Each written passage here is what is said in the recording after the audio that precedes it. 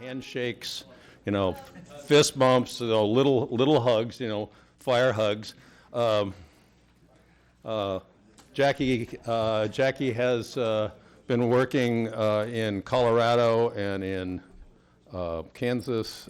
She's still the medical director for a couple of agencies in Colorado, and she'll continue doing that while she works here.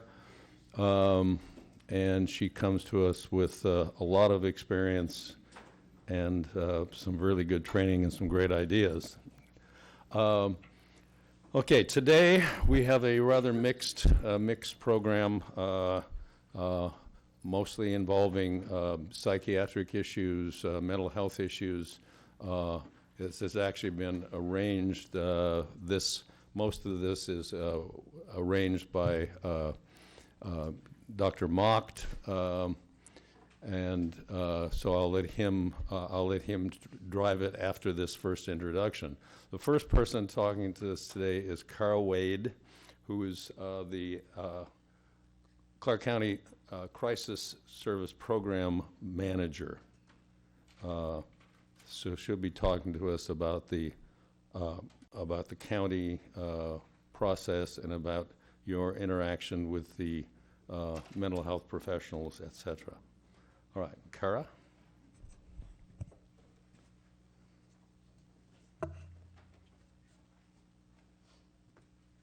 Good morning. Glad there's a microphone because I don't have the strongest voice. So nice to be here today, and I appreciate the invite. Long program manager title there, but Daniel Joss was the program manager up until January 17th. I took over January 20th, but have been employed with Clark County Crisis Services since we came over to the county in 2006. Prior to that, 2001, when we were at Columbia Mental Health, if you remember the days of CDMHP or DMHP, and then in April 2018, the title changed to Designated Crisis Responder. So was asked to come and just talk about the involuntary commitment process. Can you hear me okay? And putting somebody on a hold and when we're involved. And so there's a little slideshow we'll work off of, but and you have a copy of that. Maybe you can send it electronically, but you have it by paper too. But so in July 2018 is when crisis services were divided out. It used to be DCR, or the Clark County Crisis Services. You call the one number, the 800 crisis line number, and you got us. DCR would go out and respond, or mental health professional for Clark County would go out and respond, and it got divided out into the Adult Mobile Crisis Intervention Team, or AMCI. So that's why they're first on this slide, as far as they're probably the ones you're having the most interaction with, as they are mental health professionals. Cannot place somebody on a mental health hold, as a DCR is the only one able to do that, but they are the ones that receive the funding, and that is their mandate in the community to try to provide the first response to avoid the need for hospitalization, that they can come out, see somebody in the community, and see about connecting them up with services, initial intervention, less restrictive alternatives, we call it. We got to see if somebody's able to try to meet those services first, and then they often are the ones that call in to us, but we also get calls directly in from dispatch and from the crisis line, and family members calling in through the crisis line. So we come out that way also, but usually they're the ones that come out and do the first kind of intervention. And they can assist that person with getting connected to services, or voluntary hospitalization, or hospitalization on their own, or even to get over to, say, Rainier Springs Evaluation and Treatment Center for an assessment, or their day program, partial hospitalization program. So interestingly, Rainier Springs, 72-bed facility, almost always at capacity. So there is definitely the need in our community for services. They have a Sunrise unit, which is the dual or integrated care, and then 2 units that are mental health. All right. And so they provide that subacute kind of intervention first, and then ITA investigations. So that's the Involuntary Treatment Act that Designated Crisis Responders, my team, assists with. and that's the evaluation. So for adults, it's 7105, RCW 7105. For children, RCW 7134. And very strong intervention in our community by Catholic Community Services Youth Mobile Crisis Intervention. So YMCI provides intervention, and we haven't detained or involuntarily committed a child in years. I can think of at least 3 years it's been. So very good amount of services that are out there to provide for children. All right, we can now, as of July 2018, do involuntary commitments for substance use. Substance use disorder, SUD, or Ricky's Law is the other word for it. And so that's named after an individual in which the family were strong advocates for pursuing involuntary treatment for substance use. So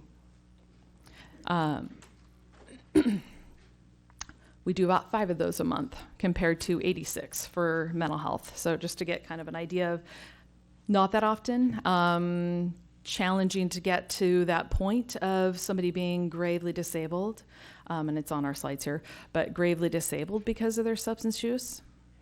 So there is criteria that needs to be met for that. The individual cannot be hospitalized in our community in Clark County for a substance use disorder. There's only 2 locations in the state. If you happen to hear that out in the community, that they're like, oh, they were on a hold and they went out of this county. Up in Chehalis and then over in Spokane are the American Behavioral Health Services, ABHS, that has the acute, secure withdrawal services. So, civil commitment laws. So for RCW 7105, there needs to be present a psychiatric disorder. It needs to be presence of a mental health disorder or substance use disorder. The criteria then also either a likelihood of of serious harm to self or others, or grave disability. And that's the majority of our involuntary holds are individuals that are so decompensated, so ill that they're not taking care of their basic health and safety needs. And I'm sure you can think of individuals you've been out on that you've seen this. Maybe they're paranoid about taking their medications for their health, diabetes, et cetera, and so their blood sugar is 1,400, something really horrible, or they've not eaten in a week because they're paranoid about the food, or not drinking any water. Getting to that point of grave disability, and then also the imminent likelihood to happen. Here it's description here, the quote, but may take a person into emergency custody when the person presents an imminent likelihood of serious harm or is in imminent danger because he or she is so gravely disabled, as a grave disability, as a result of a mental disorder or substance use disorder. So how we take that information in is how we've heard it from collateral or family members, people living with that person, report. So we do a full investigation. And that's where we determine if there's a mental disorder present, or the substantial adverse effects, considerable negative impact on this individual. What do we see as a change as a result of us coming out and meeting with this person? Are they willing to try something different? Are they willing to see about medications or treatment? Or do they have no insight? Do they have no awareness? And so that's where it gets to seeing what's within their control or not. And so I'm giving a couple descriptions of what those are here on this slide. Presence of a substance use disorder, cluster of cognitive, behavioral, and physiological symptoms indicating an individual continues using the substance despite, adverse substance-related problems.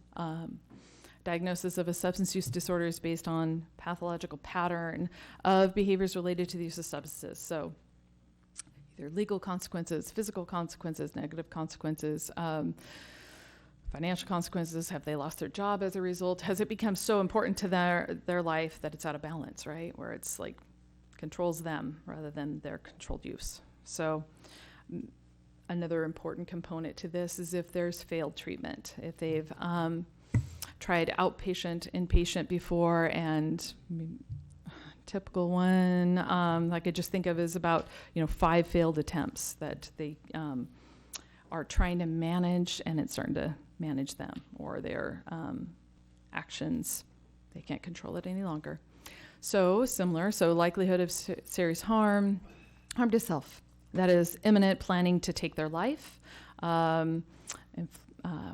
inflicting harm on themselves, past attempt of committing suicide, or threats to within the next few days to, or not willing to, we call it safety planning, or any kind of contingency, any kind of planning for what they'll do different, or follow up with a treatment provider. So harm to self, harm to others. And that could be, often this is within grave disability, an individual thinks they need to harm others to protect themselves, that they think that someone's out to harm them. I'd rather get them before they get me, or I need to protect other people from this person that's out to harm, whether that person's real or not. Let's see, and then harm to property, and that has to be other individuals' property. So if they're renting family members' house, so it's a little bit of a stretch on that one, and it's not often used, but that's substantial loss or damage to the property of others. And also based on history, we've got that down there. Taking that into is another factor that we take into account when we're putting somebody on a mental health hold. What's their history been like? What have they acted on in the past? Availability, means, intent, ideation, or plans. So grave disability, so here is a good description. A condition in which a person, as a result of a mental disorder, so that piece always has to be in there, or substance use disorder, is in danger of serious physical harm resulting from a failure to provide for their essential human needs of health or safety. So wandering into traffic. So not just hearing voices, but actions, acting on the voices. I need to be in the road. I'm supposed to save this car, the third car coming up, just some different ways that they're taking action on what they believe is happening for them, to them, others. Or manifest a severe deterioration. One's very common. If someone's isolating in their house, not coming out for several days, weeks, and not getting out to the store, not usual level of functioning is how that one looks, that we look at. Like not a usual, so decompensation or a decline in their usual abilities to care for themselves in that one. Emergency detentions require imminence, and that's again the state that it's likely to occur, rather than distant or remote. Say their birthday's in January and it's March, and they're like, and by my birthday I'm going to, or on my birthday I'm going to. So we got to take a look at imminence. So detention process, just what it looks like. If you've been out with us ever on a involuntary hold, so about that third one down on there is the advisement of rights. DCRs do need to read an individual their rights. That's informing them at the time that they have an attorney assigned to them for this process. It's always a tough balance because we need to get that information into them legally. We also don't want to stir that person up more. So we should be providing a handwritten copy on scene so they have it with them and they have their attorney's number and all that. But that's just a delicate dance at times, because then they're like, what? You putting me on a hold right here and now? Or why are you telling me my rights? They sound like my Miranda rights. But so the evaluation process should be a little bit different here with rights first. But then we come on scene, we see that they need to be transported to emergency department, or we are asked to come see an individual at the emergency department. We always start out the evaluation with ensuring they have their rights. And we document the time of rights, and that's a full part of the process for a petition. We file their rights. Then medical clearance is imperative for placement outside of the emergency room, for placement at an evaluation treatment center, as they are not medical hospitals. So Rainier Springs, we need to have individuals cleared at Legacy or Southwest Medical Center. So that's kind of a sticky point. We can at Peace Health keep individuals there on what's called a single bed certification, more our process than yours, but just then they can receive the medical care and psychiatric care and still have their court process. We do a formal evaluation, and that's when I described it being an investigation, where we're talking with collateral and we're individuals, and we're trying to gain what is creating this for this person today. We have quotes from family members. If found to meet criteria, we seek placement in an evaluation treatment facility or secure withdrawal detox facility. And so that's for the initial 72 hours, not including the weekends and holidays. And so our court days for Clark County are Monday, Wednesday, and Thursday. So an individual detained Friday morning at 9 would not have court until Wednesday morning at 9, because that's all day Friday, Monday, Tuesday, not including the weekend. So if after 12 hours of no placement, hold is discontinued and new cause must be established. Sometimes that happens if there's not placement for that person, and we're not able to do a certification to keep them at the hospital. We evaluate them again, but it has to be a new cause or a new reason or a new change. If placement is located, and that's when I described the court hearing is in 72 hours. So there's a 72-hour hearing. That's within the Monday, Wednesday, Thursday, within the 72 hours of the initial detention. We have to have a prescriber at a hospital agree with us that this person needs to be at a hearing for up to 14 days of treatment. So the individual that would have court on a Wednesday at 9 will have the chance to be present for a hearing to talk about the prescriber goes first, and then the DCR testifies and says what we saw in the moment for why we feel that they need longer time to stabilize. And then the individual has a chance to present in front of, so the commissioner, defense attorney, prosecuting attorney, court clerk, and prescriber or doctor, and then a DCR is all in the room with that individual. We try to see if they start to have any insight by then with some medications that maybe it's time for a change or treatment. And if not, then we do testify for the reason for the need to continue to remain there for longer term treatment. So 72-hour hold, then to a 14-day hearing, then to a 90-day hearing. We have individuals at Rainier Springs that are still there 180 days now. We still haven't found placement for them. So with this 72-bed facility, we have about 7 that are on these longer term 90-day, 180-day. I know. Imagine being in a psychiatric hospital that long. So, but they still need to have eminence and criteria and reason to still be there. So that's why it's looked at very carefully in our court process. The laws that we follow. So Ricky's Law, that again, April 2018 is when that came into effect. And again, just to get you the perspective of about 5 of those a month. So that's 5 that we're asked to do, and 5 are usually meeting criteria. Just to put that in perspective, usually it is to that point that individual, we try to have the conversation same that we do with mental health. Are you willing to seek treatment? I'm letting you know your options today. Are you willing to go on your own? Do you see this as affecting you? Is this a part of your life that you're concerned about? Would you be willing to go on your own? If not, it sounds like we might have a disagreement. I have more of a concern at this point and feel that I need to be on a hold is part of how the evaluation process goes. Try to, leave an imprint by when we're there meeting with somebody for them to see time for a change. Sheena's Law, and that's how law enforcement interacts with potentially suicidal individuals. So that is, we have to get police reports, calls into us to call out to an individual and try to generate that change either in person or with the adult mobile crisis team as a component, or us calling out to them. And we try 3 attempts within 7 days to see if that person's willing to try services. How are they now after that intervention or interaction with law enforcement? And that's the additional tools for us to try to see if it's time for that person to get treatment or change. And then Jules Law.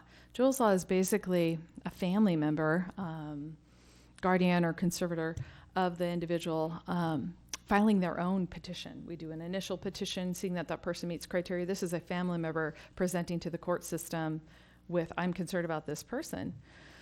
We'd prefer, every time we get a Jules Law, we prefer that the family contact us first.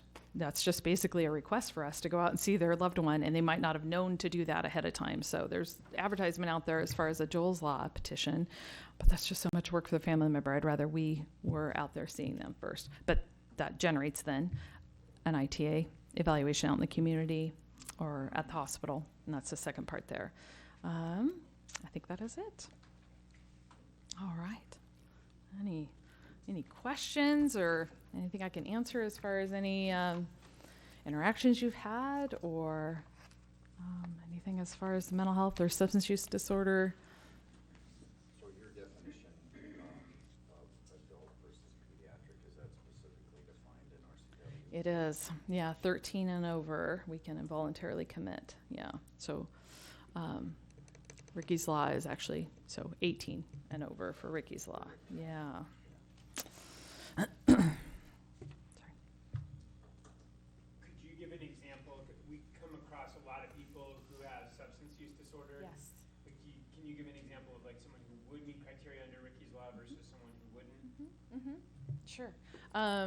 Go back to the microphone so you can hear me, but it would be back to on the law on that as far as grave disability or danger to themselves, as in maybe they've post-overdose, they had alcohol on board, in addition to overdose of pills, would be more of an imminent. We have immediate history right there, and then we've got if they're unwilling to safety plan. So that would probably be more in the line of a mental health detention if they're suicidal. But as far as substance use disorder, it would be the failed attempts at treatment, that they've tried all that first, and they're not able to sustain their safety in the community, or they kind of fall into that more grave disability also with SUD, that they're not taking care of their basic health and safety needs, that we're not seeing that they're getting any food, they're just remaining in their home, they have alcohol present, or any other substances. It's mostly alcohol, and or driving out in the community unsafe, often several DUIs present. That's again the legal consequences. So it's how, and then also if there's the physical consequences, that they're not taking care of their any kind of illness, or that they have the physical consequences as a result of their use. So if someone's homeless, alcoholic, but living on the streets, getting enough to eat, like that wouldn't meet criteria. That would be a gray area. Yeah, I think it still makes sense for us to come over and see that individual and see if they meet criteria for that.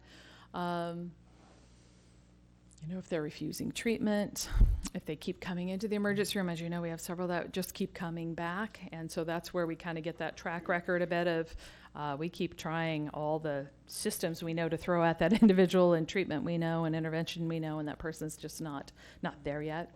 So similar to a mental health detention process is this substance use disorder court process. We just don't get to be a part of that because it's not in our community, again, with the facilities not being in our community. But it is also a hearing.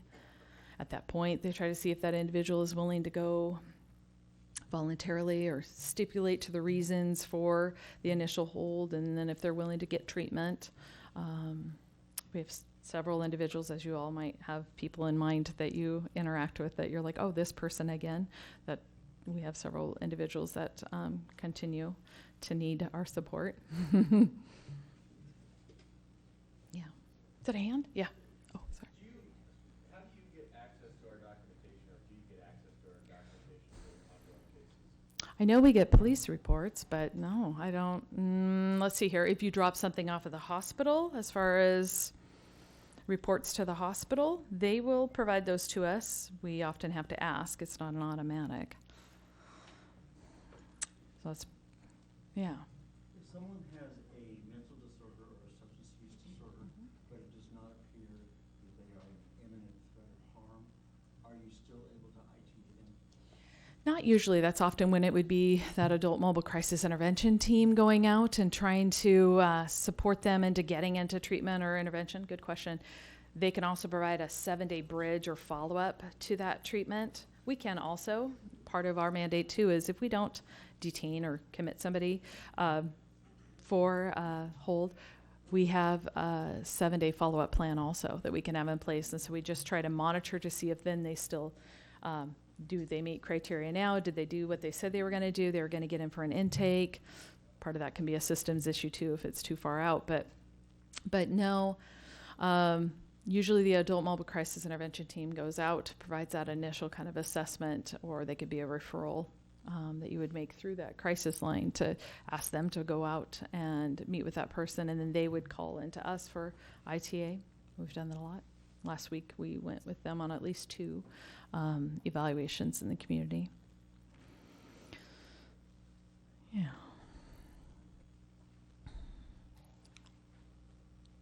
Jerry, can you speak a little bit about the crisis center that's opening this spring?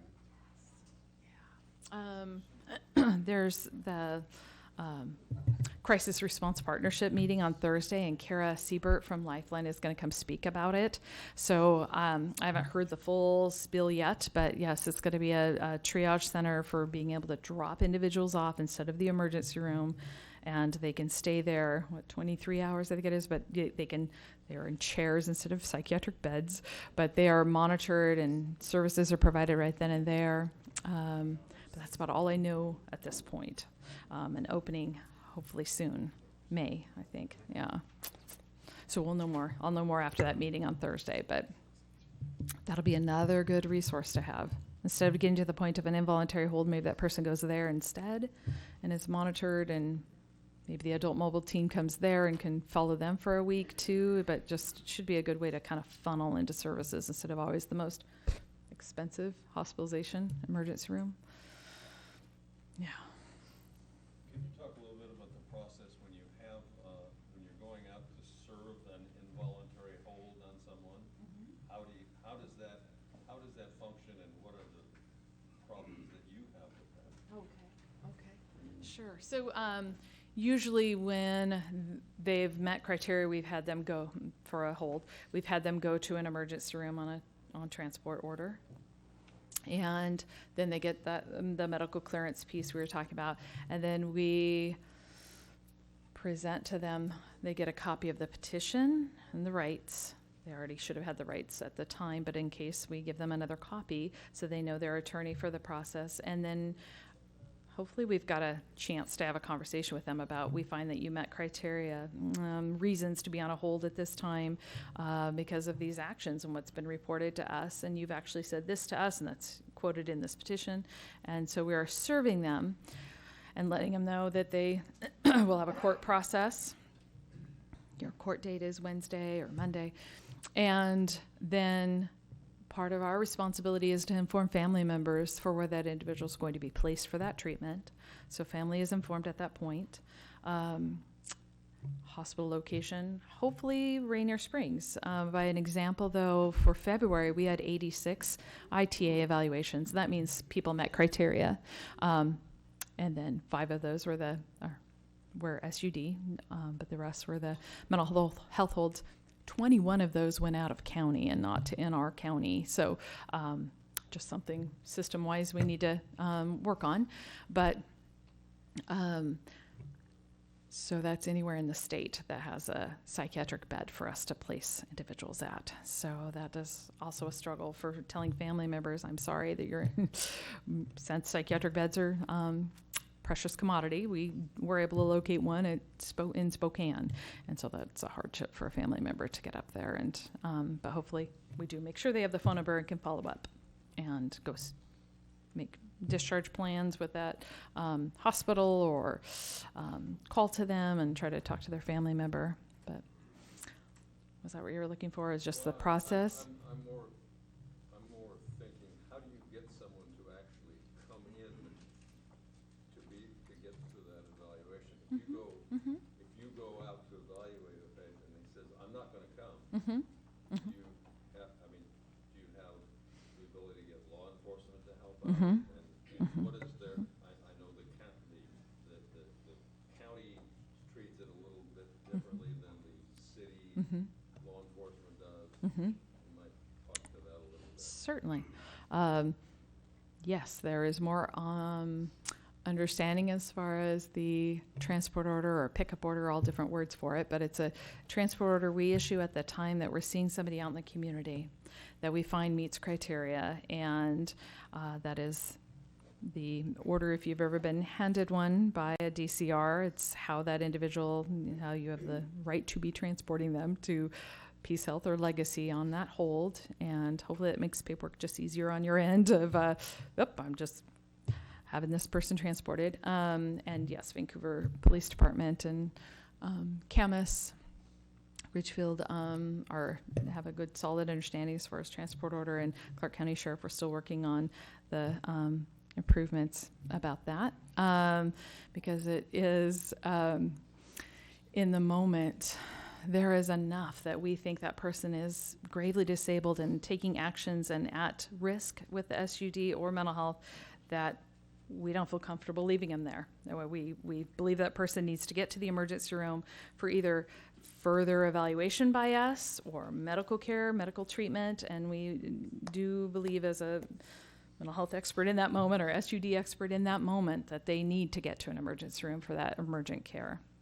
And usually that is not an issue and not a problem, but there are times when it's unsafe for all of us to continue in the evaluation process. And we've got, just in December, I was out on one where, man, that was just tucked back away in like this scary little attic/cave. And we all, there's EMS, EMT providers and law enforcement and myself and family members are just begging, please do something with Uncle, blah, blah. And we had to walk away. I mean, there was problem solving in the moment, like what can we do? You know, could there be any intervention med-wise? Could there be a coaxing him onto the gurney? And then it would be going up these scary stairs back up to the street. And we stopped and we just all walked away and thought, let's try again another day. Luckily, about an hour or two later, that individual chose to drive, and he really shouldn't have been driving, and he was encountered that way by VPD, because that's also a safety concern in the moment. But we had faxed off our transport order that we still had in effect for a good 24 hours at that point, and coordinated with dispatch for if he was found and a description, and so that was actually how we got him in. So,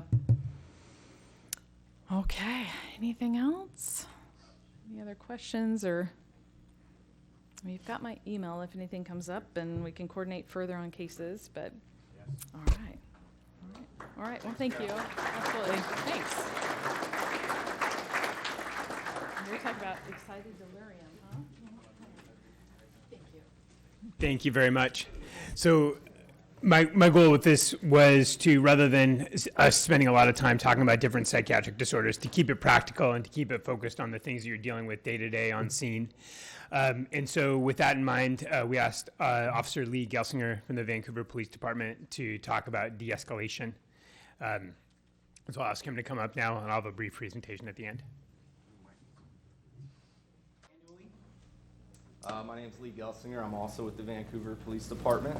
I work in training alongside Greg and am on the SWAT team as a medic.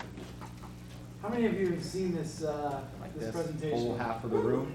Okay, so you're laughing, you're still engaged. Yeah. It's like you've never seen it, right? You might get the It's the other same half that jokes you and weren't everything finding like last that. time. So, yeah.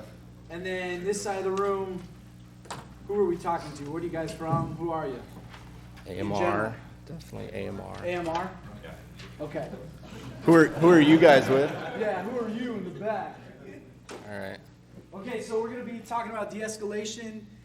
De-escalation in a practical sense, because if we went down a rabbit hole, we could talk about, a lot of different things that would take us forever and ever and ever. And to be honest, we find that a lot of those deep de-escalation things don't really work in reality. So here we go. Quick objectives for de-escalation. We'll define it. When should de-escalation tactics be utilized? Because obviously sometimes it's not a time for verbal judo, it's just a time for judo. Why is de-escalation effective? So the Department of Justice defines de-escalation as the strategic slowing down of an incident in a manner that allows officers more time, distance, space, and tactical flexibility during dynamic situations on the street. Couple of words, they probably didn't need to make it so lengthy, but essentially, if you guys can read that, we want to slow down a situation that's already either got a bunch of police, maybe fire, maybe AMR. Our senses are heightened awareness is kind of at full tilt. Or the person that we're dealing with, they're at a level where they need to be brought down. And if we allow ourselves the time, and it's safe distance or shielding, that usually can happen pretty quickly. This is cool. For us, in the policing world, Department of Justice is like, you know, Big Brother, right? And so we care about their definitions. It's a really good definition because it doesn't say sit down, hold somebody's hand, pat their back, things that others might think are de-escalation on a regular basis. What does it say? Time, distance, and space, and then shielding, and some other stuff that we'll talk about. We're pushing for a really more practical definition rather than a mental definition. Go ahead. I'll let Greg introduce this guy, but I'll first read a quote from him. A proper opportunity is necessary for de-escalation to be successful. And then it should be noted that a person who is in severe emotional crisis or a state of excited delirium may not be able to comprehend or even hear attempts at de-escalation, which is based on a capacity for communication. To wrap it up, if a person can't communicate effectively, you're not going to de-escalate them verbally. It's just not going to happen. It's going to take both parties in some sort of communication. It's almost like we've seen that somebody has to want to be de-escalated, or they have to allow you to start de-escalation. If they don't want to be de-escalated, nothing you say or do is going to de-escalate them, right? So, in the practical sense, once again, I'll keep going back to this, that time, that distance, that space, that shielding, right? That's your friend. This guy, Dr. Lewinsky, he's kind of our champion in law enforcement right now as far as the science behind law enforcement. He's doing a lot of work on decision making, on like physical timing of pulling guns and action versus reaction, other things with eye trackers and kind of looking at what police can do. But he's at the forefront of this practical de-escalation rather than 5 or 6 years ago when de-escalation, when Ferguson, Missouri happened, right? Michael Brown and Darren Wilson. De-escalation was thought that we were going to talk everybody to death. No, the practical application is probably going to come sooner than that. For sure. So I got this off a college website. Their de-escalation course had this one quote in it that I thought was pretty good. Reasoning with an angry person is not possible. The first and only objective in de-escalation is to reduce the level of agitation so that discussion becomes possible. You guys know this if you have children. Obviously, if they're very upset, you have to bring them down or bribe them to where you can start to make sense and have a compromise, or the communication is just not gonna sink in. It's not gonna get through. So positioning yourself for safety. Paramount that you guys think about your crews and who's around you during a call with a person who is excited or upset, agitated. Always seek the advantage no matter how small. Maintain your distance, keep an exit clear, and always face the person. We're always facing the person so that we get as much reaction time as we can. And that space gives us more reaction time as well. Keeping an exit clear is so that if we have to bail, we can do so quickly. And then always seek an advantage no matter how small. So we talk about shielding and stuff like that. Placing, if Greg's at this end of the table and I'm at this end of the table, we might have to dance around it if he starts to come towards me, as opposed to me standing off to the side and me and Greg are talking. Now there's no advantage to that other than very, very small. What else is in distance. between us right now? What is in between me and Lee? Space? There's something else as well. Distance, yes. Space is distance. And then what? Wait. What is it, Back to the Future? Come on, man. Space and time. The literal time that it will take me to get to him if I want to attack him, right? So you start to see space, time, and then shielding could be as simple as one step. Okay? And then it's okay to break contact without getting deep into patient abandonment. You guys aren't required at this point in the law to risk your safety to save someone else, especially if it's an agitated person, you know, a drunk on the side of the highway who might force you into traffic, you know, a family member who decides to attack you because they're upset with the treatment that AMR gave them last time, you know, and now you're the brand new crew and they're punishing you because of past experiences. Break contact, find another way.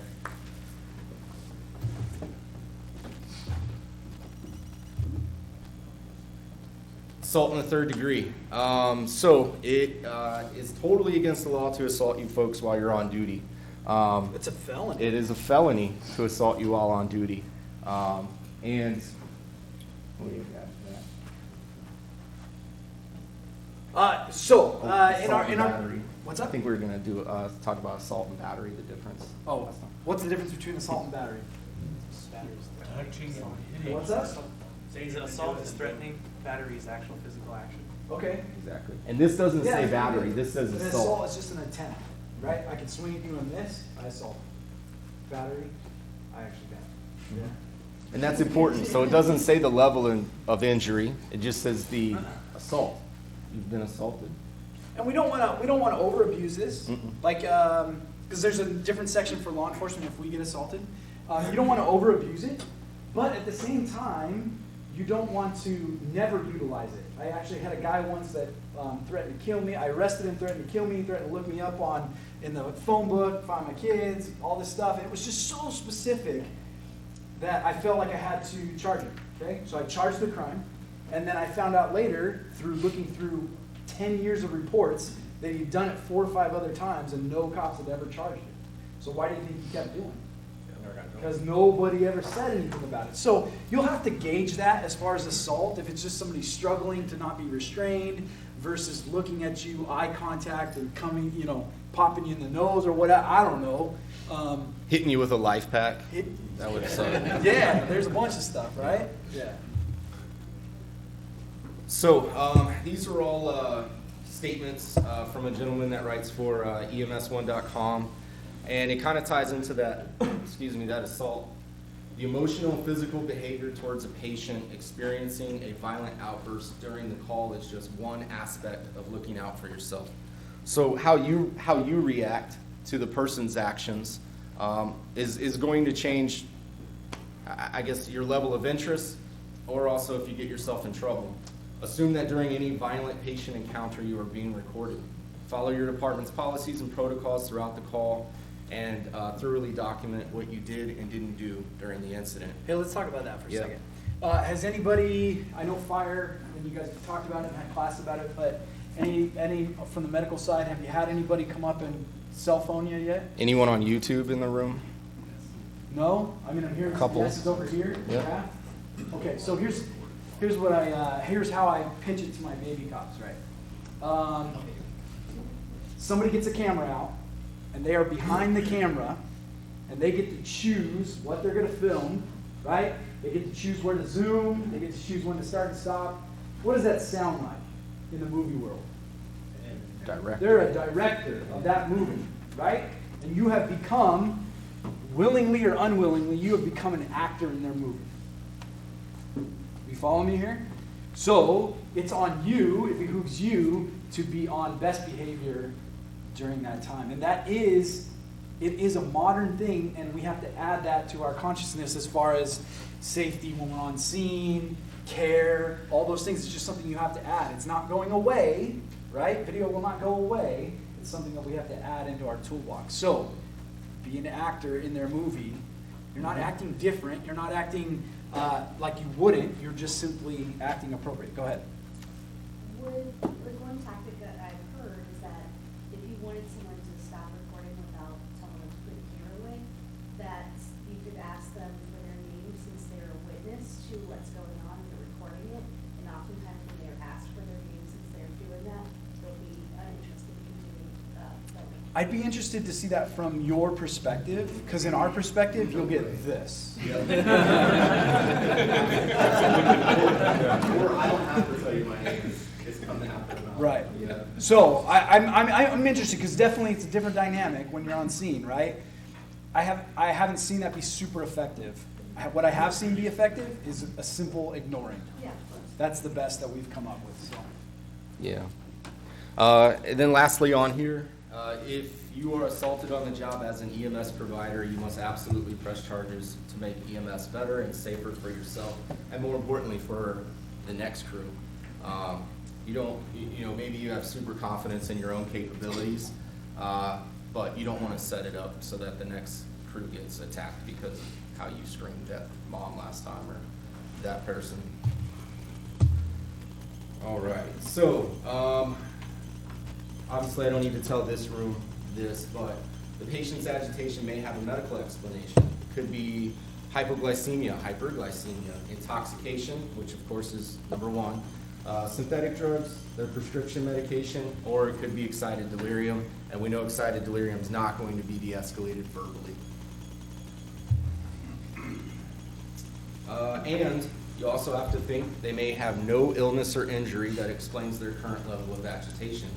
And then we should assume that these people are planning to initiate a physical confrontation, fully understanding their actions. It's true. So police officers get called to calls strictly because somebody wants that confrontation with us. Whether it be the highest level, which would be suicide by cop, or the lowest level, which would be just to make a face-to-face complaint. It happens often. All right, so let's talk about signs of agitation. They're on the board here, but let's just simply say you were on scene, whether we're there or not, and you start seeing things like, call it out as you're seeing it. Clench Stare down. Bladed stance. Looking you up, he has a weapon. Stop. He's a firearm. Right? No. There's a great book called The Gift of Fear by Gavin DeBecker. All first responders should read it, right? But it's essentially like that little spidey sense that you have that we ignore based on courtesy and our culture, right? When really you should be going, there's a problem here. Those are the things as first responders we can't deny those feelings, right? So you want to look for physical signs: clenching fists, clenching teeth, growling, bladed stance, puffing of the chest, looking around for escape routes after they assault you. And then also, what else are we looking for? We hear people jaw-jacking all the time, right? And we hear them threatening or saying, crazy things. And so we discount it because nothing ever happens, right? Well, what's going to happen when they're going to say, hey, if you come near me, I'm going to sock you in the face. And you're like, I've come near 100 people and they've never done it. And then you go near them and they sock you in the face. What does that make you? That's kind of dumb, right? So you got to take people for what they're saying. It's just what we got to do. Shaking, wild gesturing, fidgeting, pacing. It's like describing me up here. Crap. Yeah, and then target glancing. So for us, obviously, target glancing would be what? Fixated on a weapon. What might it be for you guys? I'm standing at the back of your rig. We haven't got in yet. I'm not restrained. What am I looking at? I'm always checking out your What? chainsaws. Place to run away. Yeah, but what am I looking at as far as target glancing? Somebody grabs. Something to grab. So I'm looking on rigs. I'm looking at axes and nozzles and stuff. For you guys, I'm looking at paddles. I'm looking at needles. I'm looking at O2 bottles. O2 bottles, whatever. If you see somebody like just totally outside of what's normal, fixated on something, we're going to address that. Yeah. And I've found that the best way to deal with target glancing is simply to call it out. Mm-hmm. Are you looking at my gun nonstop? Is that what you're doing? Just like that. Okay? Which brings me to a whole different thing that we can go down. And I don't think it's on the slides. But if you haven't figured this out yet, for any of you that used to work in like a customer service type environment or at the mall or at a store, right? And a customer would walk in, what would you say to them? What's like a common thing to say to somebody when they walk into a store? What do people say? Welcome. What? How can I help And what's the physicality to that usually? It's open, right? It's inviting. It's come here. Okay? So what you need to learn in first responder world or in law enforcement world is commands instead of questions. So instead of, hey, can I help you? No, it's, hey, stop right there. I'm going to help you. Same thing. I'm not a jerk, but words mean things, right? And so we want to start to look at that. And we'll, when do I talk about this stuff? I'll do it right now. Let's do it right now. Okay. Can I use you, please? Who did you pick? No, No. right here. That's in it, the, in, that's the, in the quarter zip. Stand up.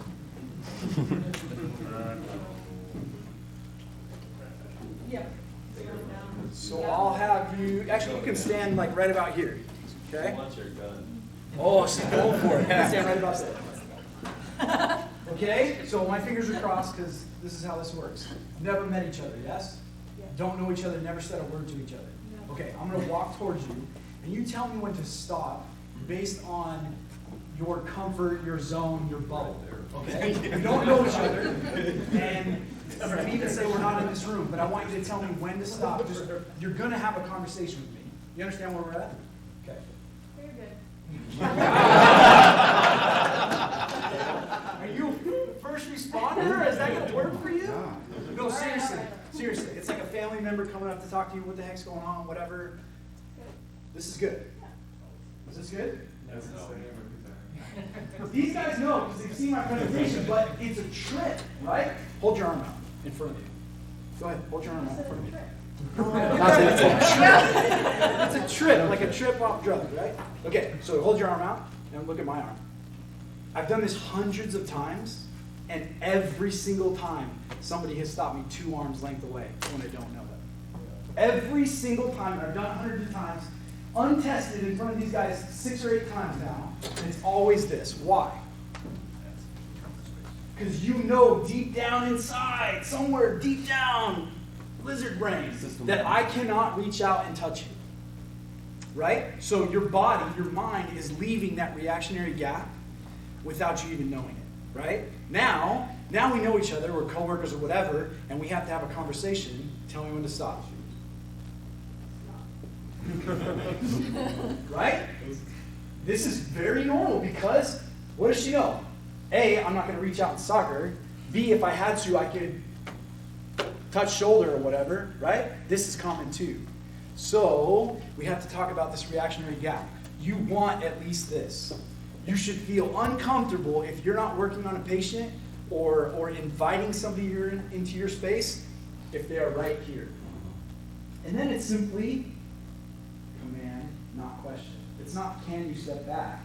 It's hey, step back for me real quick. Okay, cool. I just need to get some space. Get what I'm saying? Okay, so thank you very much. You can sit. Okay. That was interesting.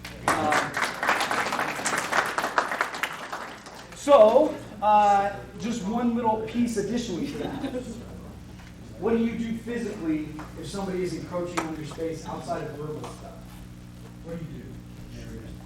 What'd you say? Narrow your stance. Narrow your stance like a fighting stance? Like, Well, like not this? this, I would go fight, but you make yourself more narrow. Okay, so you're not this huge broad target? Right. All right. You know what's interesting is that's a common human response, okay? But it's something that we've had to build out of modern law enforcement. Do you know why? Because I assume from your perspective, it just makes you look more threatening, it makes it look like. And there's another reason, and it's actually a medical prevention reason. Because we wear ballistic vests, and most cops that die when they get shot right here, narrowing the body, right? And so we now shoot, run, fight.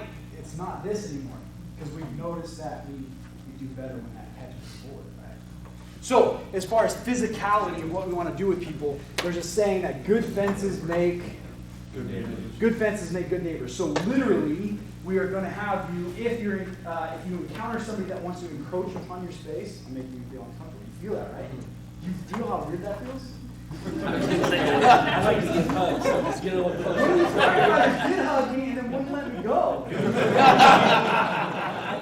Very strange. That's about right. It was very strange. But what I'm saying is you feel how weird that is, right? Okay, so good fences make good neighbors. I'm simply going to have you build a fence physically when somebody wants to encroach upon you. Like when they're pissed off or when they're angry or when they're just getting too close, we're going to build a fence. Why do I build a fence? I'm physically building a fence, not posts, planks, right? With my hands or with my arms. And then with my hands, what am I doing? Ooh, what does this tell you? Stop. And what else does it tell you? No weapons. So it tells you that I'm unarmed, but it also says stop, right? This is all subconscious crap. What is it also if I'm here going back up, stop? What am I doing right here? Surrendering. You see what I'm saying? So our defensive stance is also a stance if somebody were to attack us. And we're not going to go into that today. We're not going to do physical skills. But essentially, this is where I would be. And then if somebody was attacking, I would crash in and do my thing. You know what I'm saying? It looks really good on camera. too. It looks good on camera, and this is where we're giving our commands, not questions. It's not, can you back up? Do me a favor, back up. No, it's, hey, back up. I'm here to help you, back up. Okay? And here's the thing, this is like I tell my cops as well, if you get a complaint for rudeness based off of a safety issue, I will be going up to the chief to say, Chief, I told them to do that. I told them to say that. Right? Now, if it's just because you're a jerk, then I can't help you with that. But if somebody's encroaching and you say, back up! That's okay. Absolutely. Let's go on. So a lot of nonverbal skills that Greg just went over there, but let's do some active listening skills. Making I statements, saying I in a conversation to come across as more sincere. Obviously, you're putting yourself personally in conversation with that individual. And then you can follow it up with reflecting and mirroring. It's probably something that you guys do often enough when you're taking patient history. You probably do a lot of reflecting as a person's going through the list of ailments that they're suffering from. And you're engaging back into the conversation with, oh, you did have a kidney transplant. That's just reflecting. You're just reflecting that small little bit so they know specifically that, nah, you're engaged. There's some attention going on here. And then I like it too because it's a shorter option than paraphrasing. And it only repeats the last few words or in the middle of what the person said, and it provides validation. You also want to use effective pauses when speaking. Try not to lead the conversation. You can paraphrase their emotions, and the way something is said can be more important than what is said. The tone of voice, demeanor, and projected sincerity are more important. And then so projected sincerity goes a long way. Let's talk about that for a second. You can definitely fake it, but So projected sincerity is important. What's more important than projected sincerity? Actual sincerity, right? So who's been on the job over 3 years? Over 5, over 10, over 50. So what I'm seeing here is a chart, a graph of all your as far as your disillusionment, right? It's simple. Decide to go back to day one when you're in your interview to get whatever position you have, fire, EMS, doctor, and they say, why do you want to work in EMS? And what does everybody say? Because I want to help people, right? Was that a lie or was that true? That was totally true on day one, right? So you have to make a conscious decision on a regular basis to go back to the original intent of why you're here doing what you do.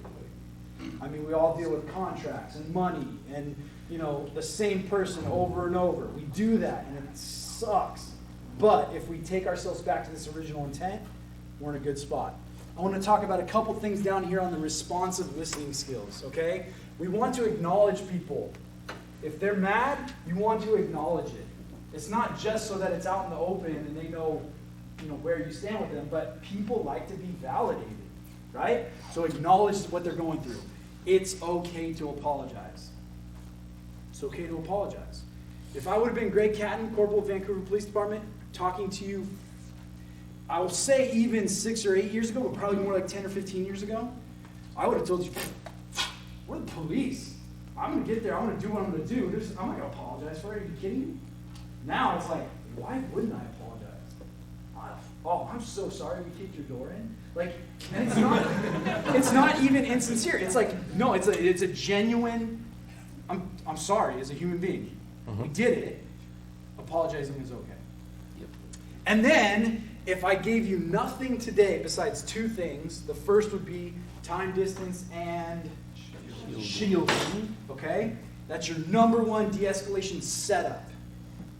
Nothing happens until the physicality of the encounter is set up. Time, distance, and shielding. If you're crazy and you're dangerous, you know where I want to talk to you from? All the way in the back, right here. Right? Now, and then if we're actually going to talk about the verbals, we need to talk about the second thing that I want you to take away, which is hooks and triggers. Hooks and triggers. This should be established in the first minute or so. We get a lot of practice at this because we talk to suicidal people like up front, right? And so you should be able to tell in the first minute based off of, hello, my name's Greg. It's not Corporal Catton, right? I'm Greg. I'm here to help you. I don't want you to jump off that bridge. It would destroy me to watch that. See how I'm making it about me? A lot of I statements. Seriously, we're playing on that, right?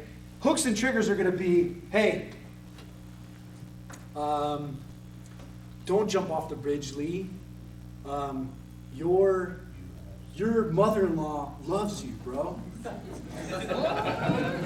Mother-in-law would not be a hook, but I'm giving you see what I'm saying? So go off then. your kids. How many kids do you have? What I'm getting at is if Lee gave me his real reaction to his mother-in-law, it would be obvious to me that that was a trigger, right? He'd be like, my mother-in-law? Are you kidding me? That's stupid. That's the reason I'm gonna jump off the bridge. And it's, whoa. Yeah, I hate your mother-in-law too, man. Well, what about your kids? And then he's like, oh, my kids, right? And then that's where the conversation goes. So real de-escalation is gonna come. Time, distance, and shielding. Hooks and triggers come after you set up the board, okay? A really good hook is food. A really good hook is food, okay? Jumpers, suicidal people, people that are on the street, food is a really good one. And you know what? Maybe you do buy them a McDonald's hamburger after out of your own pocket, but it's better than watching somebody do something that's going to stay with you forever. And you do it in a sincere way. When's the last time have you eaten? You know? There we go. That way it's open-ended. They can answer truthfully if they wish to, but it's inviting. And they'll be like, man, I haven't eaten in like 2 days. Well, let's get you something to eat, whether that be at jail or Burger King or something. Oh, switcheroo. I'll get you a bag lunch. And then inviting criticism. Inviting criticism kind of goes hand in hand with the apologizing. We get it all the time, especially because even though our uniforms don't look the same, we get blamed for stuff that Clark County does all the time. So, but it's okay. They're not insulting you, and you're the actor in their movie. Just take the criticism and acknowledge it. Well, that's an opinion. You're not going to get that out of me today, or I don't do that, or however you want to insert. We're not, District 3. We're not, however, because the jailers do it to us all the time. Could this have been a video class that we gave? Yeah. Where we just showed videos the whole time? It totally could have been. Because go ahead and get on YouTube and you can find best cop in the world or worst cop in the world. You can find best firefighter or worst firefighter, right? And then you can simply watch those and go, oh my goodness. So we're just trying to give you the best version. Yep. What else do we have? Very true. Okay, so things you want to avoid. If you've never been in a position that somebody else is in currently, and you say things like, just snap out of there, just choose to be happy, or hey, calm down.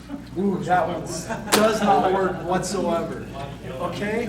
Yeah, or when you yell at them and tell them they're a piece of crap, yeah. Yelling at them to calm down.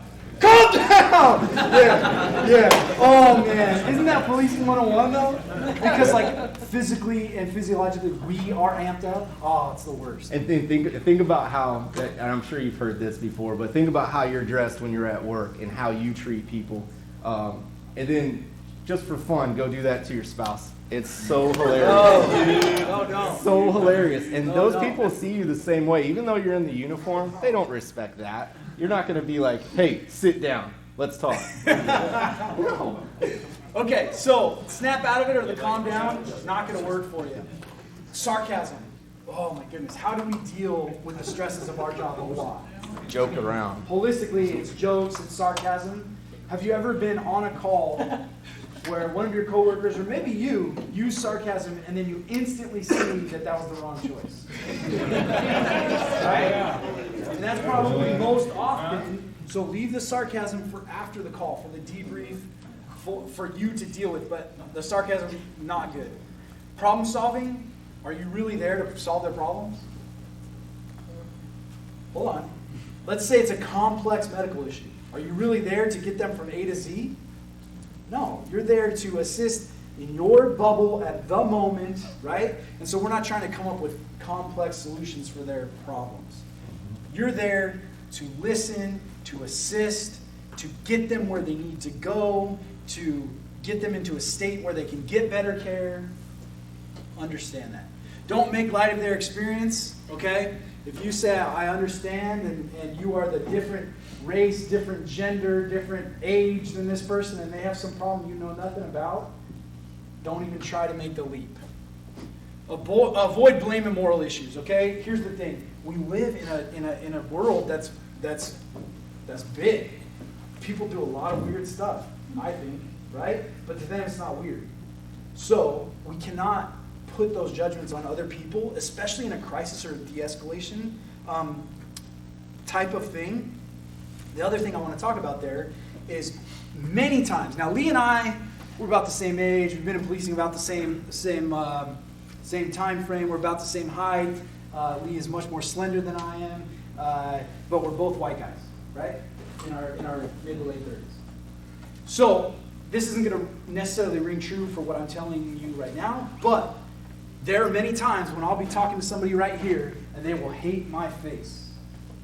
They'll hate me, right? And it's as simple as going, hey Parker, can you take over? Right? If there's 2 of you on a rig, if there's 3 of you on a rig, that's the kind of thing we're looking for. You can literally tag team in and tag team out. It can also be rank too. Could be rank. Could be rank. They see sergeant. And they Could see be the rank. stripes. Maybe they want to talk to that person. Yeah. Even though he might be the worst communicator out of the 3. They just see you as a supervisor, and so you have authority. Yeah. You should? Nah. Say you could. Try it. Try just replacing could in when you're talking to people today, and you'll find that it sounds better, it feels better, and you'll get a better response from someone. Like, you should quit drinking. Well, you could quit drinking. And I guarantee your life would improve. Mm-hmm. Right? So, there we are. Don't dismiss their feelings. Don't treat somebody with a mental illness as unintelligent, because I don't know if you've ever seen this. Now, we were having a class on excited delirium before, but when you see drugs mixed with mental illness, have you ever had somebody that's like totally crazy and then they have a moment of clarity? Right? And I don't know how it works, but like all of a sudden they're like, what did you just say to me? And you're like, oh, I was just being sarcastic and making fun of you, but I didn't. So, no, seriously, don't treat them as unintelligent. And then don't expect rapport to develop quickly. I mean, this is something that will take time. And I'm not just talking about time in your experience doing it, but like physical time. And so, this is where it gets me to, we're call driven. You guys are call driven. You guys are call driven sometimes, right? What I'm saying though is this.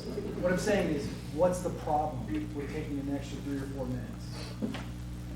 There's no problem, okay? Yeah. And when our command structure goes, hey, your response times, we go, hey, look at our complaints dropping, okay? So. I'm sure you'll get the time back on your report. It's going to be a lot shorter report. So right. You'll get the time back. You want me to keep going, Lee? This is my baby. Yeah. All right. So there was this thing, Initiative 940, and if any of you voted yes on it, no, I'm just kidding. It was voted into law by the citizens of Washington. It eventually morphed itself into this House Bill 1064. Basically what it does is it requires de-escalation training. It does a couple different things, but one of the main tenets of it is it requires de-escalation training for police officers, okay? And one of my jobs in the training unit is to keep track of trends. And I just watch dominoes fall across the country, right? The next trend in our state is for that not to read law enforcement, but to read first responders. It just is. So that's why it's relevant to you. We're at the forefront of it because we're kind of the the face of it sometimes. But I think eventually you'll be on this, but it's okay because like was said in the other class, Clark County is kind of on the forefront in the state if we look around. So. Yep. All right. So I should have got a medic, but they would have been helping us push against the firefighters. Yeah. Who's pushing? Who's pulling? Do you think they're both pushing? Both pulling?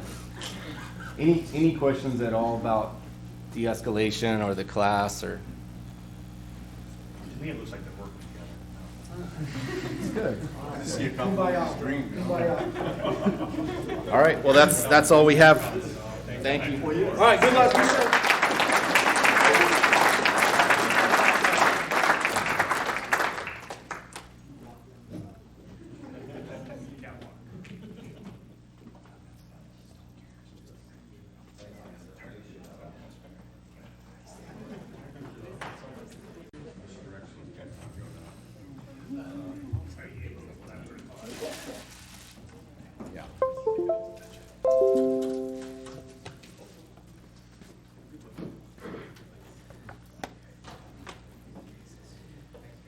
Gentlemen, thank you.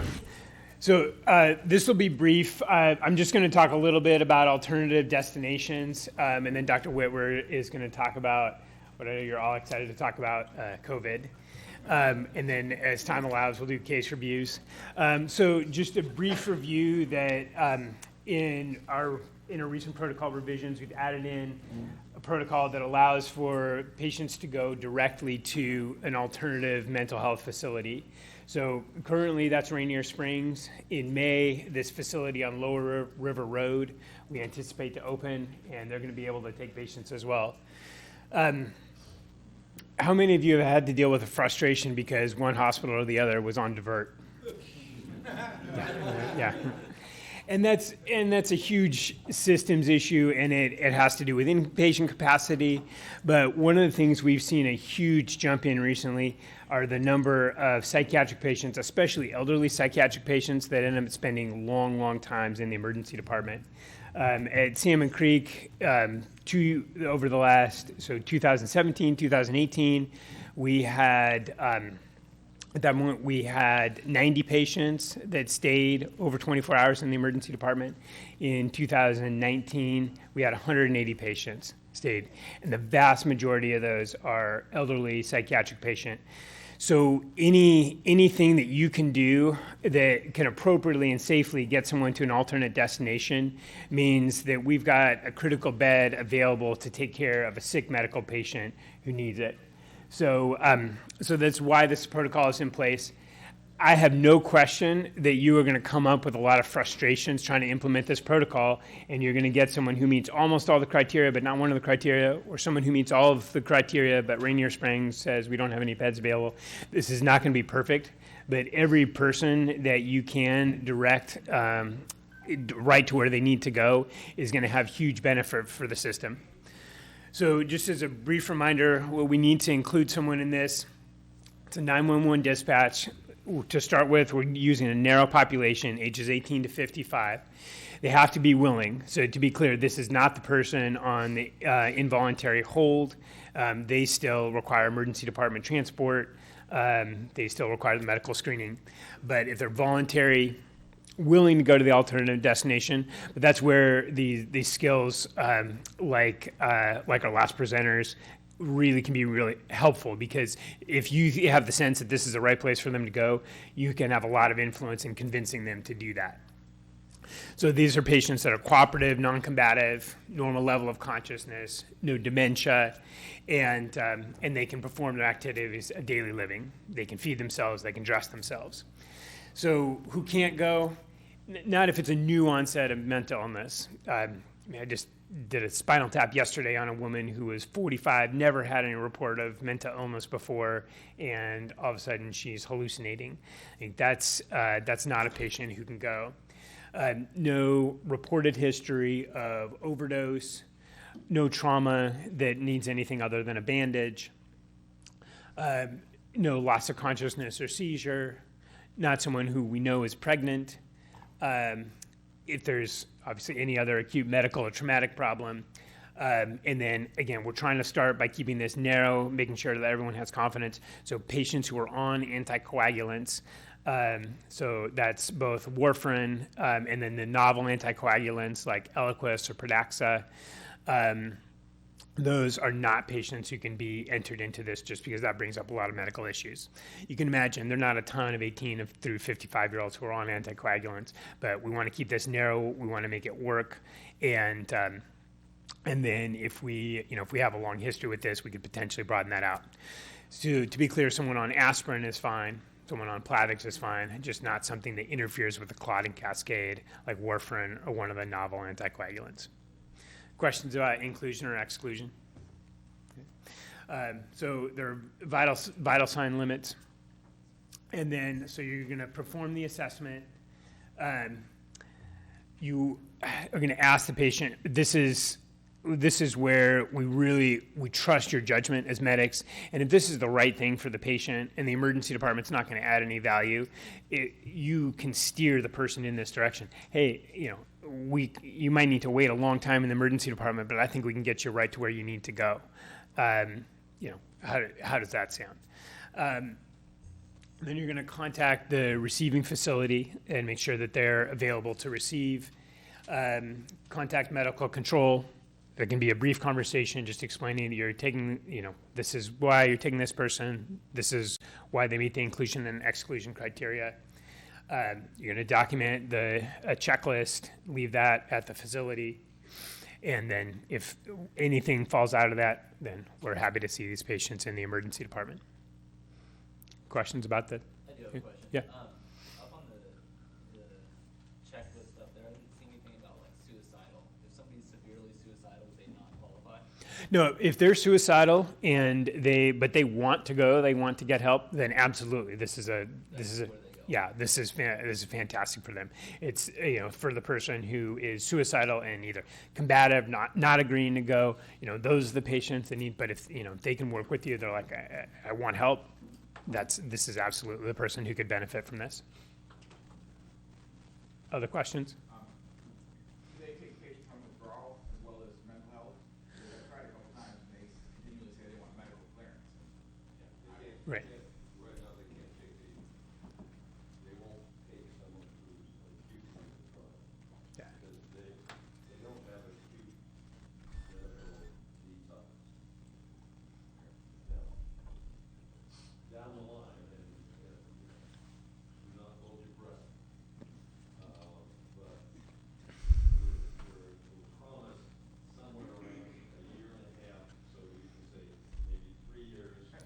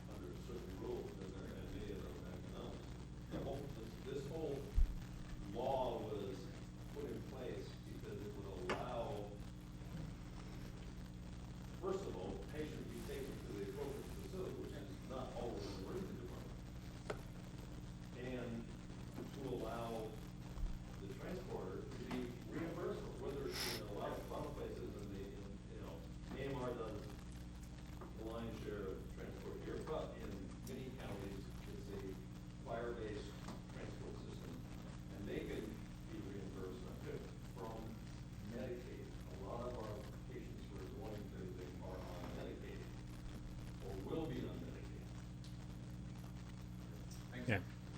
You're welcome. Thank you. So in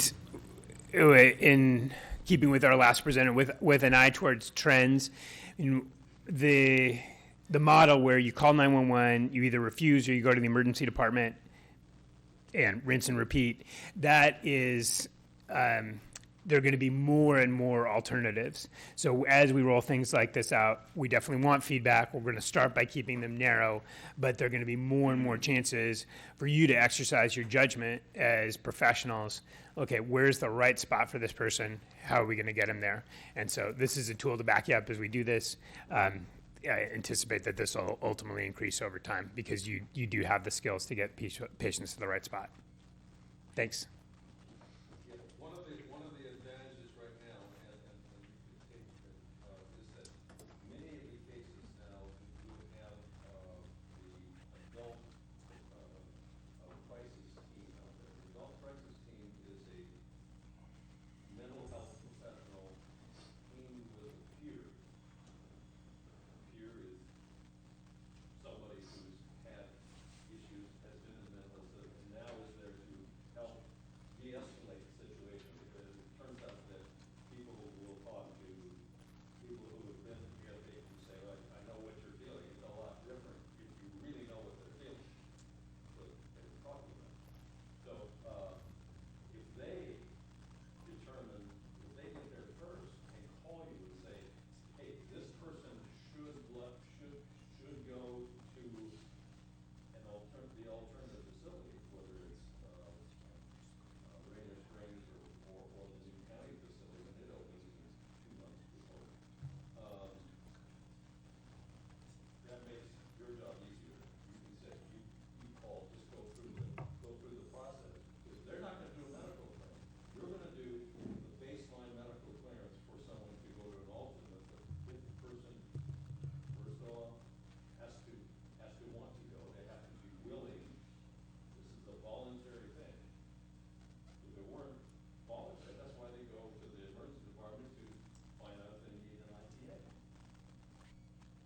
So it's voluntary, it's an alternative to an ITA, it's an alternative to ED, but you still have to go, they have to meet the criteria. Criteria is all there on the checkoff sheet. And the bottom line, call medical control if you're not. Just to let them know you're going. Okay. That's kind of it's sort of like, you basically know when someone is dead on the scene too, but you call medical control to, it's interesting. And I know we've gone through this many times. Yeah, every time I call medical control, the guy comes back with a pulse. I'm sorry about that.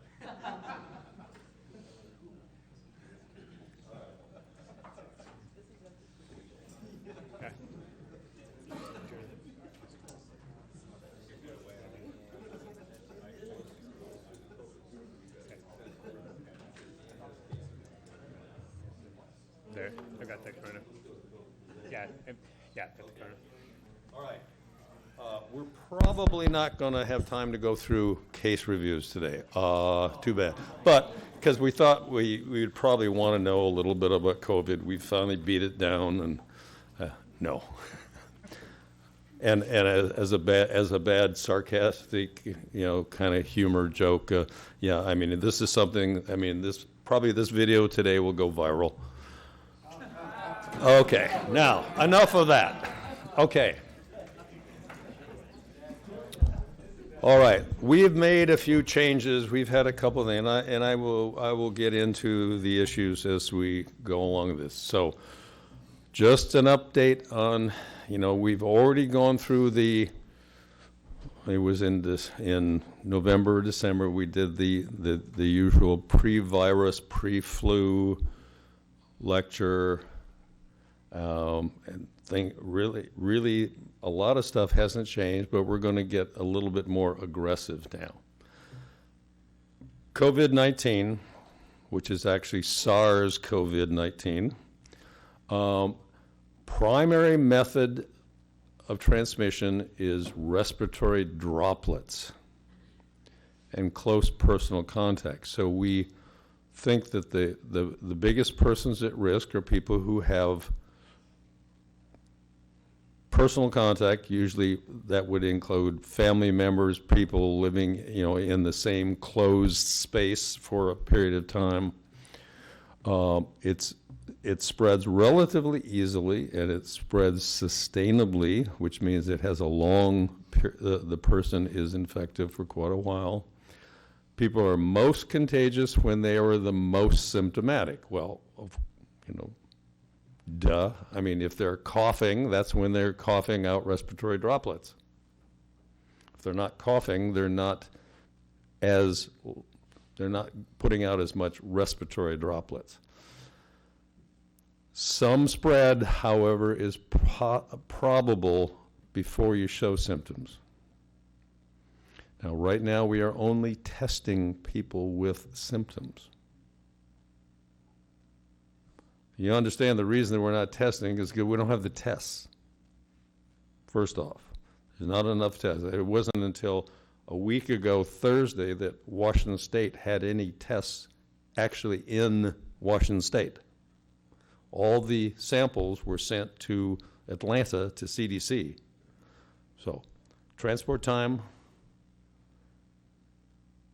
etc. So, anybody who was tested or was sent for testing 2 weeks ago, it took 7 to 10 days to get the answer back. Now it's much quicker. They'll be setting up some local testing thing. Right now, we have the cable because they put Washington State or University of Washington online, their lab, and the state health department has the ability to test roughly 100 a day.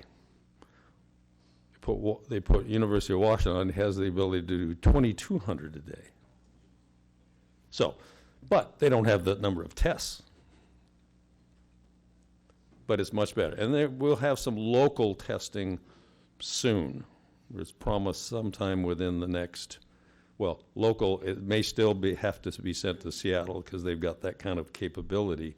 But they will have test sites, outpatient test sites.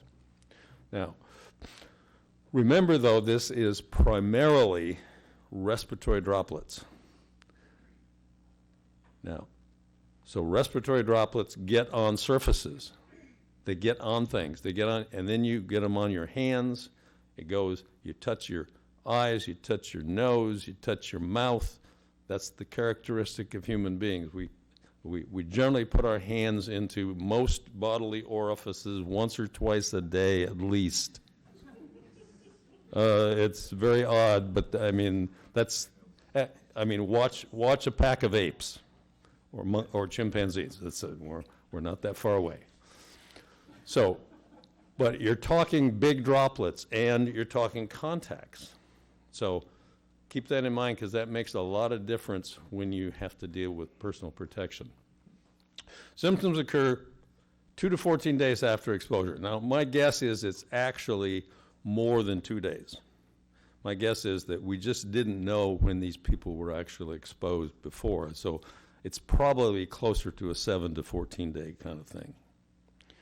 But it's neither here nor there.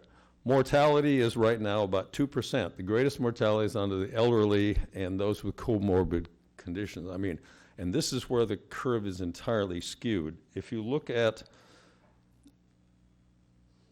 persons under the age of 40, the mortality rate is actually less than 1%. If you look at people over the age of 70, the mortality rate is greater than 40%. Now, so you get to a place where you have lots of old people concentrated. Index case is the adult living home in the Seattle area that has now somewhere in the neighborhood of 35 confirmed cases, and they have 18 deaths out of that group. It's about 50%. And a high concentration of elderly. Allegedly, this occurred after a party was held in the home, and apparently somebody brought it in from outside, who had been traveling, unknowingly, of course. Current case definition of what makes you think you have a COVID-19 infection and what the health department will use right now as part of their criteria to say, yes, we should test you. Fever, best confirmed. Symptoms of a lower respiratory illness, cough, difficulty breathing, and in the last 30 days, a history of travel outside the United States in countries that are known to the CDC to have sustained community-wide infection, or contact with an individual known to have tested positive for COVID-19. Or signs and symptoms suggesting acute lower respiratory illness and distress, unable to speak in full sentences, diaphoresis, tachypnea, tachycardia, cyanosis, hypoxia, etc. So, unknown reason, unknown traveling, but really, really, really super sick respiratory-wise.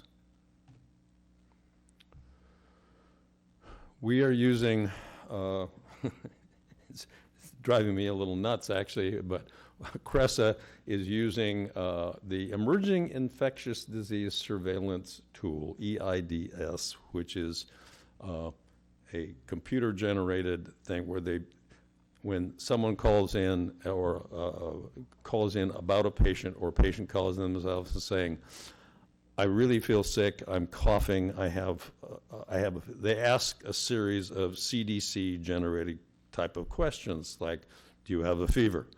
Have you been traveling? Have you traveled to this place? Have you been around anybody who has coronavirus? They ask those questions, but mostly it's triggered by respiratory symptoms and fever, and I really feel sick. Unfortunately, we get a lot of other stuff in that. So I'm seeing. So I ask that they send those things to me, to Mark and I, so we can kind of watch them. And I'm kind of sorry we did, because 2 weeks ago, we actually started this 3 weeks ago. 2 weeks ago, we'd get like one thing a day that would pop up on our computer screen. Now, like yesterday, I had 28, and mostly they were, I really feel bad and I have a bad headache. All the CDC questions are negative, but I feel bad kind of triggers it. And some of the dispatchers are really anxious about this. Then, if there is a protocol, believe it or not, in our CRESA stuff on our dispatch, if there's a pandemic or epidemic outbreak declared, so Clark County Public Health will have to declare that outbreak. Then we go to a special protocol, and it differentiates who we send on a call, or if it's a super pandemic, we may not send anybody on a call. They call in and said, I've got a cough. Do you have a fever? Are you able, can you speak, if the guy's talking on the phone, you speaking in multi-word sentences, you don't have a fever, and you just feel sick, you won't get a visitation today. Call your doctor, stay home, take some Advil, feel good, That's what severe pandemic. You don't run on every call. Now, you will also be hopefully a little bit more pre-warned that someone is really sick if we're using the EIDS criteria. Now, it's a little different now for how you're going to assess okay. The background. We had a patient who at Southwest who is in ICU, was very sick respiratory wise, did test positive for COVID, first one in Clark County. We pulled the run sheets and discovered that indeed the crews, well, they were dispatched, first of all, on a possible diabetic problem. That was the only information that came across, diabetic problem. They got there and assessed that the patient was ill. In their differentials, they included, and the patient was having enough respiratory issues to have a low O2 sat in the 50s, to have enough. They immediately put a non-rebreather mask on the patient with oxygen. And their assessment included the differential of sepsis, pneumonia, and a couple of other things. Pulmonary embolus, all, sort of a potpourri of things. They were wearing eye protection, they were wearing gloves, and not a single one of them put a mask on. Now, similarly, in another fire district area, we had a dispatch as a possible stroke. When they went in the door, eyeballing the patient, a 21-year-old woman who was ill. They could see she was sick and probably coughing. It was a respiratory thing. They backed out, put on their protective gear, went in, told the ambulance crew, we're going to take the patient out, put him in your rig. We just need the attendant in the back to have protective gear on. Perfectly handled. So, anxiety, but my takeaway on this is twofold. Number one, when you get dispatched, the problem with this last one was that nobody spoke English in the house. And so there was no way, dispatch can only depend, it's only as accurate as the information they get from the responding party. So right now, there's so much anxiety and so much sick out there in regular flu. Just assume that everybody's sick. So, when you go out to a possible COVID-infected person, which is everybody possible, I suppose, just be ultra careful. So, an emergent and unstable patient. Those are your priority 1, priority 2 kind of calls. Like you go out on a probable cardiac arrest, you don't have time to walk in, assess the situation, and walk back out and gown and get all your protective gear on. So you show up on the scene ready to go. So emergent patients have to be treated without delay as soon as PPE is there. So I'd like to see that at least the first responding crew, whoever gets there first, goes in with equipment on, at least 1 or 2 people to assess the situation. Initial fire EMS person in PPE will initiate resuscitation while the rest of the team then gets to don PPE. The big risk for respiratory spread things is when you aerosolize the respiratory tree. And you're going to aerosolize the tree, the respiratory tree when you do bag valving, when you do med nebs, when you do intubation, when you do anything that basically aerosolizes secretions. That's your biggest risk. So you have to be totally protected during that kind of thing. So appropriate PPE in that kind of a situation, an emergent and unstable person, is gloves. Change your gloves if they get contaminated.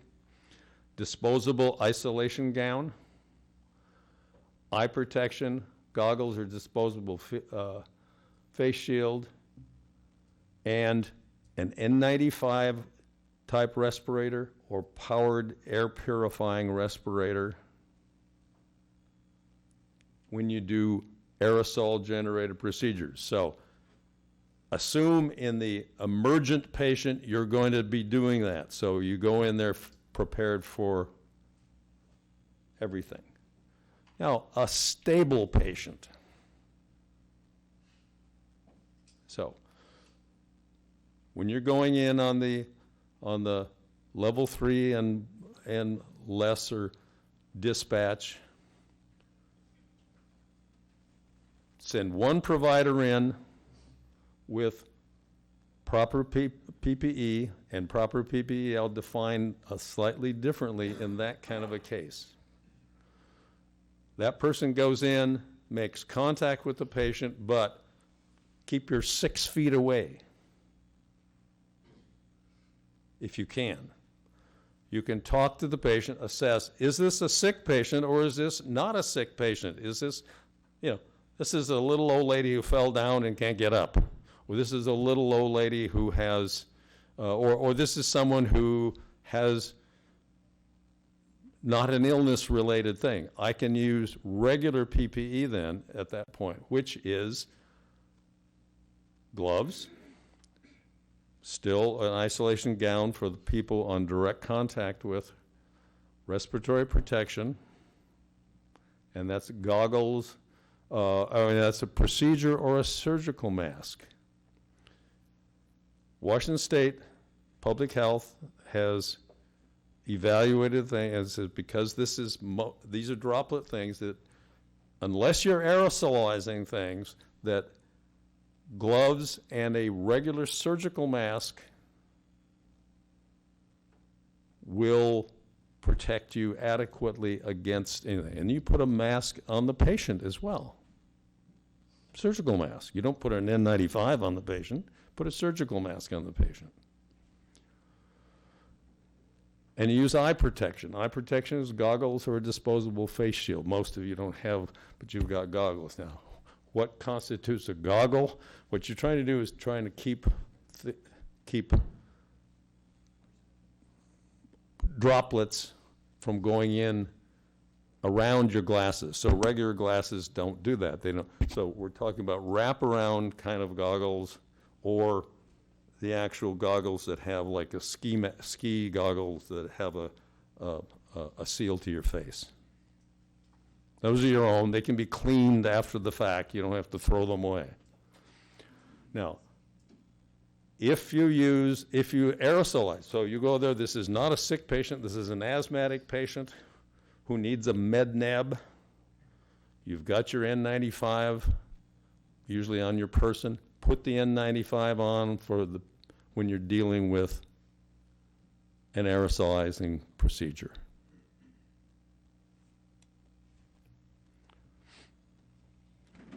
Ideally, you can perform initial interviews of patients from 6 feet away. Obviously, you can't do that in the emergent patient. Place a surgical or equivalent non-rebreathing mask. So if they need oxygen, put a non-rebreathing mask on them. If they have nasal oxygen on, you can still put a mask over that with the nasal cannula on. And always be cautious if you're using nebulizers, BVMs, endotracheal intubation, nasal and oral airways. That produces droplets. Anything that makes you cough will produce more droplets too. It'll aerosolize. So that's when you go to the full bore protection. Now there are instructions out there. You can reuse your N95s. If you put an N95 on and it turns out to be, it really didn't have it. There wasn't a patient that was really an exposure to. You can reuse the N95. You have to let it dry out in between. So you can't put it back in a little carrying case, but it has to dry out a little bit because it's your secretions that are inside there. That's what makes your N95 ultimately fail, is you get it all wet, and then viruses and things can creep through the wet.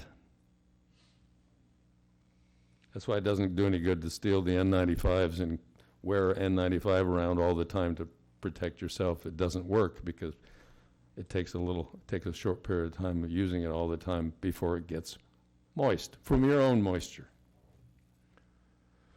During transport, limit the number of providers in the patient compartment to essential personnel necessary. So for the non-emergent patient, you don't need a whole crew in the back. You just need one. Family members should not be transported in the ambulance. I know that's going to be difficult. Sometimes you have to, especially if it's a kid. The nice thing about this is kids don't seem to get this very much, or not seeming to have much.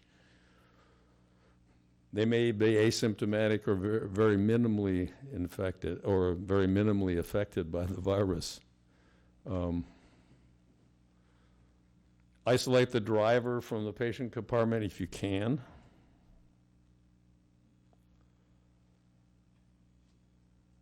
If it has separate ventilation, fine. Otherwise, it's if you don't have an isolated driver compartment, open the outside air vent so you can sort of negatively vent the thing. Alert the hospital of impending arrival, because they're going to, if you think it's a COVID patient, that they're going to, if at all possible, we want to put them in the negative flow rooms. Document patient care after you've completed the transport, remove PPE, and perform hand hygiene, so you don't mess up. You don't write stuff down while you've got contaminated gloves and you're writing it with a pen or touching your screen all over, doing all this. Do your documentation after the fact when you're clean,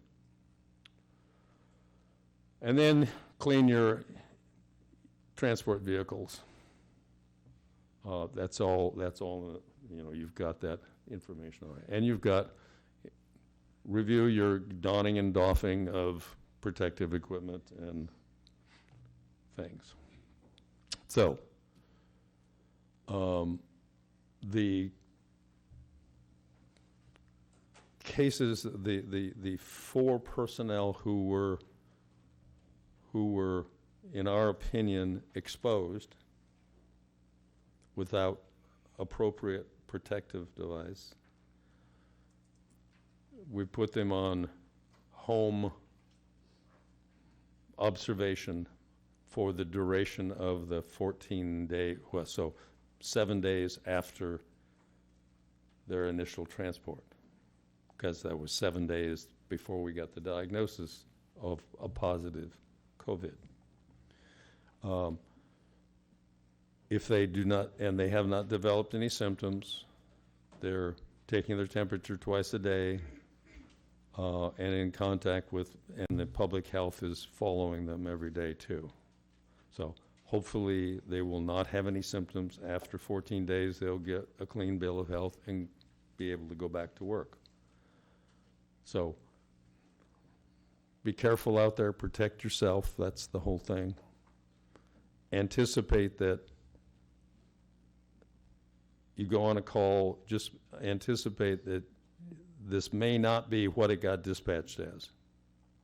It may turn, they're going to be sick. We're going to stop this by being at least a little bit circumspect in everything we do. We're going to have to overshoot the mark, and probably waste a few gowns, waste a few masks and things, but that's okay, because the alternative is we'll just keep ramping up the number of exposures. So we don't have to yet do what the Chinese did, which was literally shut down the entire province. We don't have to do yet what the Italians did, which is shut down the entire country. I mean, can you imagine Italians not being able to hug each other when they meet? A couple of kisses on both cheeks, and But the Chinese have already turned the tide. Their new case rate has just fallen off in Hubei province because they shut everything down. They shut down the schools, they shut down offices, they shut down factories, they shut down everything, and just told people to stay at home. If you feel sick, don't go to work. If you feel sick, either call your own health care person or call your agency's health officer and talk to them. But don't go to the emergency department if you feel sick. Don't run to your doctor's office if you feel sick. Most people, especially your age, get mild symptoms. It's only old white guys like me over the age of 70 who want to run for president who are really at risk. Okay? All right. Any questions? Yes. So when you throw someone on non-regrader, is that blocking enough of the aerosolization to make it safe in the back? Maybe because you're putting another mask over a nasal cannula. Yeah, you need to have Exhaust up the nose. yeah. You need to have have your own protection on. In addition to the Yeah, non-regrader right. helping. Yeah. So if you have a nasal cannula on the patient, put a mask over that, a surgical mask. If you have, all the surgical mask does is catch the droplets that they breathe out. If you're using if you're using a bag valve, ideally you're supposed to have a HEPA filter on the exhaust port. We checked and nobody has a HEPA filters. AMR is scurrying around. They're busy to find out if they can get HEPA filters, and if they can, they'll try to get enough for everybody. So because we don't have a HEPA filter on it, when you're bag valving, especially, you're aerosolizing, you're going to be doing that, that's when you really need to have the full bore N95 protection on yourself, at least. Now, District 6 has, Pampers has the powered air respirators, so they'll be using that if they're in a situation like that. I don't know. They're not Pampers, What? Oh, they're just a canister one, aren't they? Yeah. But the canister lasts a long time. Oh, you just wipe the outside. Yeah. And be sure to have your gloves on, when you're cleaning, wiping things down. It's kind of common thought. It's just like practice.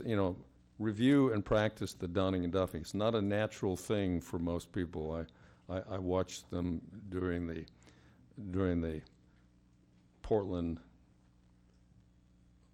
Ebola thing a couple, 3 years ago, and when they were doing we were sort of critiquing, and even the hospital personnel who allegedly know how to, we would catch 4 or 5 errors in donning and doffing, and these are people who are allegedly been trained by CDC to do this. So you have to think about it when you do it. Now, be cautious, use appropriate protection. For most of your patients, just wear a surgical mask. It is going to be fine. When you have really sick people, that's when I want you to think, oh, I better put on my N95. Okay? All right, we'll leave case reviews to the next. This has been a long morning already, okay? All right.